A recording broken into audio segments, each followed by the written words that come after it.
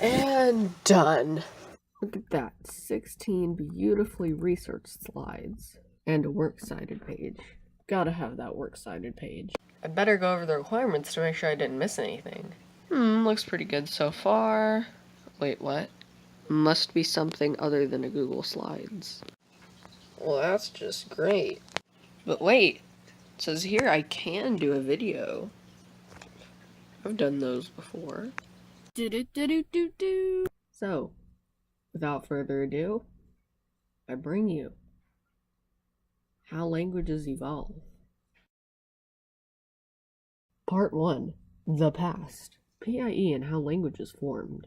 Humans, being the intelligent species that they are, knew that it was better to hunt in packs than individually. For example, if 3 cavemen team up to kill a bear, then they can all share the meat. But if only 1 caveman does it, then he has a lesser chance of actually killing the bear. Therefore, the bear thinks about eating him instead. But they needed a way of communication to tell, let's kill a bear, from, I want some blueberries. As you can see, you would not want those confused. And then, that method of communication became language. And now, we're going to talk about pie. Hello. No, not that kind of pie. I mean proto-indo-European. It's a language that existed a long time ago, and it's basically a language that a lot of modern languages descended from. So pi split into 10 main language groups. Anatolian, Indo-Iranian, Greek, Italic, Celtic, Germanic, Armenian, Tocharian, Balto-Slavic, and Albanian. Anatolian most famously branched off into Hittite, but that's pretty much it. It's an extinct language now. The Indo-Iranian branch led to languages found today around India and Pakistan, and the Greek branch never really split into different languages, no. It just was kind of a group of dialects, because you could speak one of the dialects and still understand the other. And then the Italic branch mainly led to Latin, but it also led to some other languages, but all those other languages are now extinct. Celtic, Tocharian, and Balto-Slavic did evolve into some modern languages, but mostly they're extinct. Armenian and Albanian are just kind of mysterious, and we'll get to Germanic in a second. So how do linguists know that all these languages are connected? Well, I'm glad you asked, person. In different languages, there can be similar words to something, like in English, 3 is, well, 3. In Spanish, it's tres. And in German, it's try, I think. See, these words, they all sound similar, so they all must have a common root word that means 3. And that root word must have been in the PIE language, which means the PIE word for 3 must have been something like that. Quick little side note, I know the English 3 doesn't sound very much like the rest, but we'll get to that later with Grimm's Law. But what branch did English come off of? Well, Jimmy, English did not branch off of one branch. It actually branched off of 2. So the Germanic branch mainly led into North Germanic, East Germanic, and West Germanic, and from West Germanic became Anglo-Frisian, and Anglo-Frisian became Old English, and Old English merged with Latin, because remember I said Italic led to Latin earlier, to become Middle English, which led to Modern English. So it's a combination of Germanic and Italic. Part 2, the why, Grimm's Law in linguistics. This is the fun part. Okay, so you know that languages evolve, but you don't know how or why languages evolve. Well, there's a law that explains some of this. This law is called Grimm's Law, and basically it explains how the consonants changed from PIE to Germanic. Like, for example, why consonants in English are different from consonants in other languages. Oh, remember when I said how the English 3 was different from the other languages 3 because they all started with a t sound instead of a th sound? Well, Grimm's Law explains that. Because English was a partly Germanic language. I made a connection. So on the outside, Grimm's Law just looks like this. The PIE T sound became the German th sound. The PIE P sound became the German F sound. The PIE K sound became the Germanic H sound. And that's Grimm's Law. Okay, sure, some sounds become other sounds, but still, why? That doesn't explain anything. Let's dig deeper for a closer explanation. But before we get into the actual explanation, all linguists should know basic linguistics first. Linguistics Lesson 1, the types of consonant sounds. So, you know what consonants are, right? Basically, they're sounds that you make with your mouth that aren't vowels. So, anytime you make the k sound or the t sound or even the ch sound, those are all consonants. But there are different kinds of ways you can make consonants in your mouth. There are fricatives, stops, affricatives, nasals, and the resonants. The fricatives are created when you make a tiny opening and the air just kind of seeps through that tiny opening, like the F sound or the V sound. The stops are when the pressure builds up inside your mouth between two areas, kind of like fricatives, and then it gets let out entirely out of your mouth. And then affricatives are basically the combination of fricatives and stops. It starts out as a stop when it builds up, but instead of been releasing all at once and kind of like a clean burst, it goes through a tiny opening like the fricatives do. Nasals are basically when you're also holding it in, but there's the pressure, just all the air goes out your nose. And then, oh boy, the resonants are kind of like the oddballs of the group.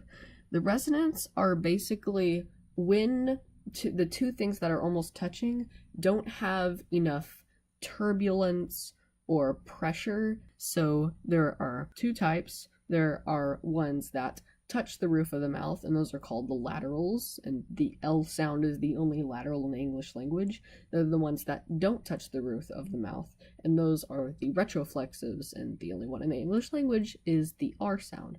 Well, there's also a third category called the semivowels, and those include the Y and W. Those are kind of weird. Linguistics Lesson 2, voiced and voiceless sounds. Some sounds are voiced and some are not. So let's start with the voiceless sounds. The voiceless sounds include k or t or p. Those are sounds that you make without your voice. It's just the air. P. See, I didn't need any voice for that. It was just the air. P.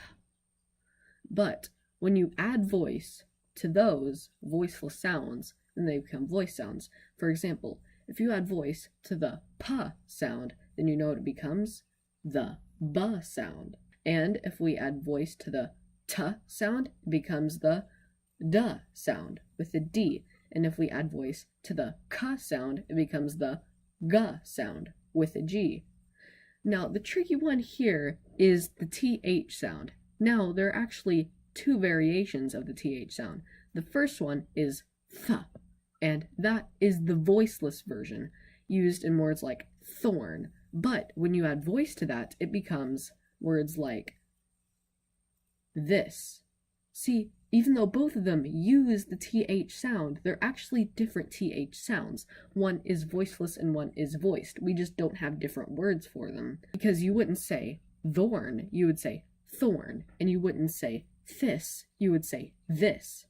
Because some of them are just voiced. So now you've graduated from linguistics school, and you're ready for the actual explanation of Grimm's law. So language shifted in a pattern. Basically, the voiced aspirated stops, which are basically like regular voice stops, except they're said with a little puff of air, like instead of ba de ga, they're va, za, and ga. It's a little weird. Anyway, so those became regular voiced stops, like ba de ga. But then those became their voiceless stops, ba became just pa, da became ta, and ga became ka.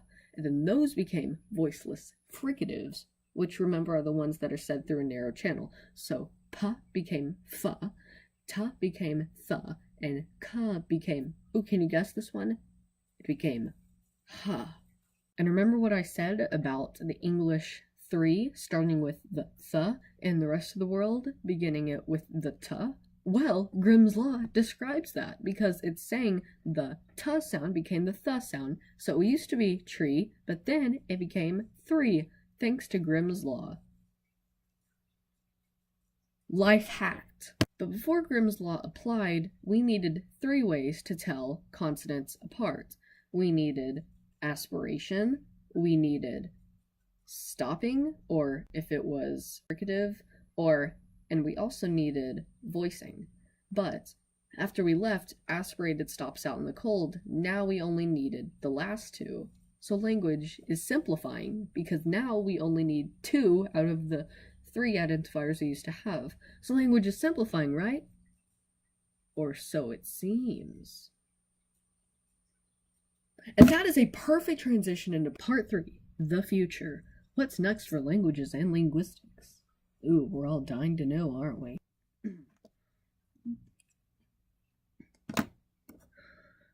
So as I was saying before, languages seem to be getting simpler because we're always getting rid of old sounds, like the aspirated voice stops, like the g, the v, and the. See, no one knows how to pronounce them anymore. Exactly, see, they're getting so simple that we can't understand old sounds anymore.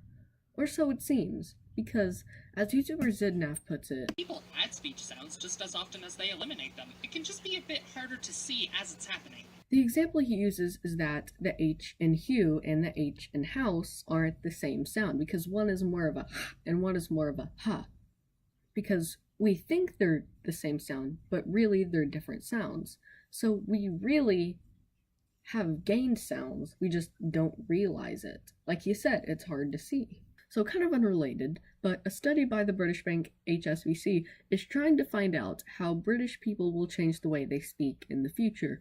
So, for example, words with abrupt and awkward endings will be cut off, R sounds will become W sounds, and EU sounds will become OO sounds, like mutes will become moots, and that's all pretty cool. But the main thing that I want you guys to take away from this is, if this can be applied to British English, who says this can't be applied to American English? Maybe American English will change in a similar way.